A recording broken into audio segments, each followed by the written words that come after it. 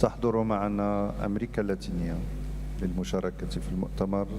يسعدني أن أعطي الكلمة لكاتب الدولة في العدل بجمهورية هندوراس السيد هيكتور ليونيل أيالا. الكلمة لهندوراس.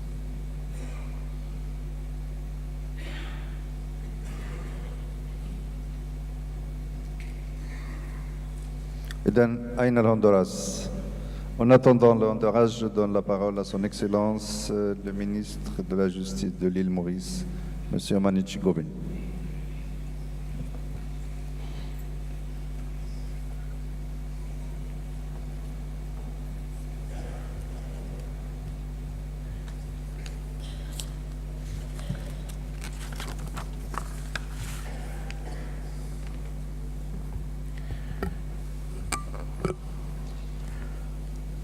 Mon cher collègue, M. Ojar, le ministre de la Justice du Royaume du Maroc, Excellences, Mesdames et Messieurs, bonjour, good morning, assalamu alaikum, bon dia.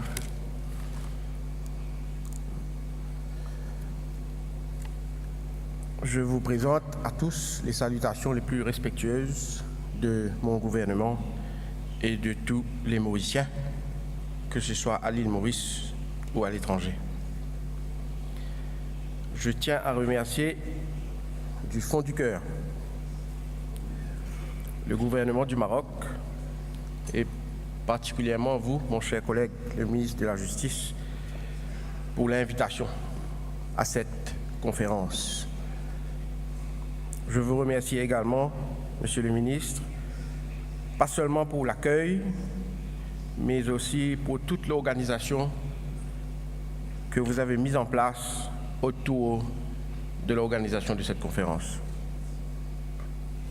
J'ose espérer que j'aurai l'honneur de vous recevoir bientôt à l'île Maurice.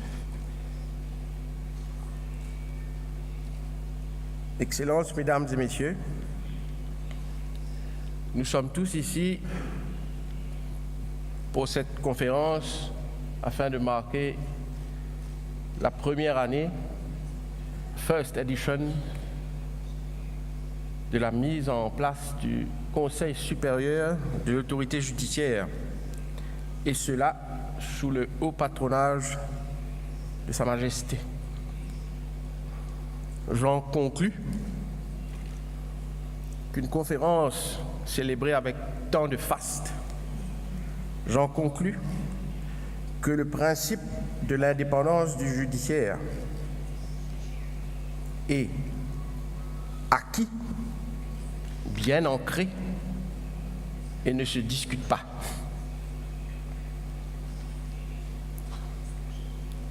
Donc, je compte utiliser les 5 minutes qui m'ont été allouées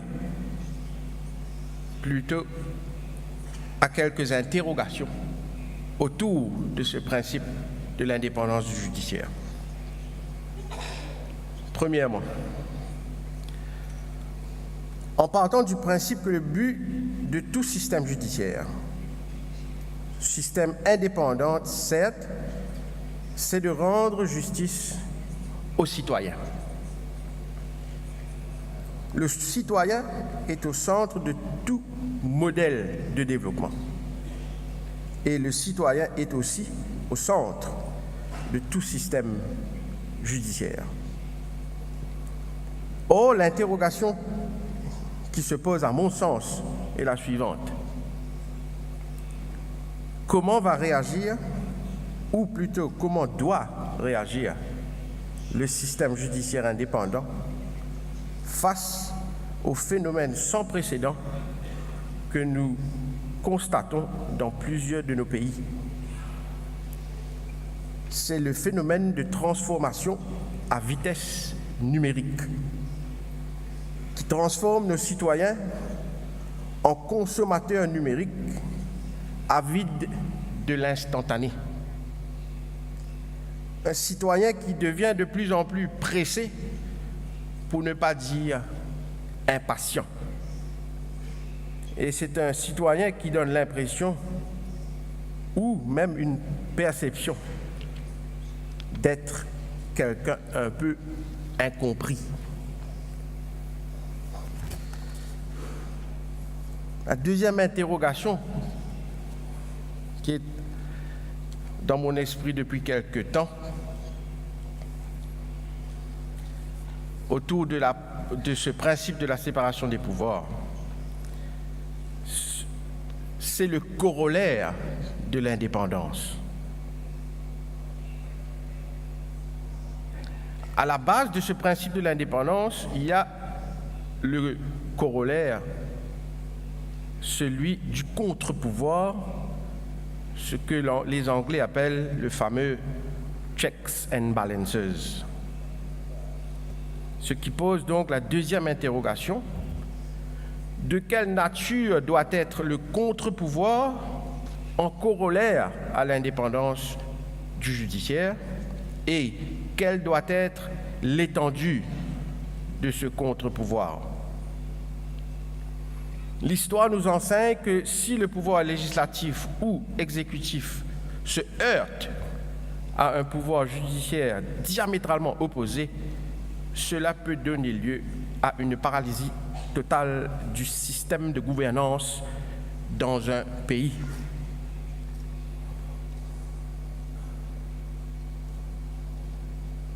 Je pose donc l'interrogation de manière plus simple. Comment trouver le juste milieu où les différents pouvoirs puissent évoluer indépendamment l'un de l'autre, sans interférence, mais sans pour autant paralyser le système de gouvernance? La troisième interrogation qui me taraude l'esprit: nous vivons tous dans nos pays respectifs, mais plus particulièrement sur le continent africain, des développements infrastructurels sans précédent. Le volume d'investissement est énorme et l'investissement est de plus en plus transnational. Le mouvement de capitaux et le mouvement de citoyens sont sans précédent. Qui dit investissement dit aussi contentieux sur l'investissement. Qui dit mouvement de capitaux transfrontalier dit contentieux transfrontalier. Et la question qui se pose donc: comment va réagir, ou plutôt comment doit réagir le judiciaire indépendant face à de tels contentieux? Par exemple, le concept de délai raisonnable a traditionnellement été compris par rapport au procès pénal où un individu est en attente d'un jugement et que cet individu était soit en détention préventive, soit il était en attente d'un jugement qui pourrait éventuellement le priver de sa liberté. Et le tribunal avait ce rôle de pouvoir impartial pour rééquilibrer la balance entre le citoyen qui est a priori un individu seul face à un ou plusieurs pouvoirs publics.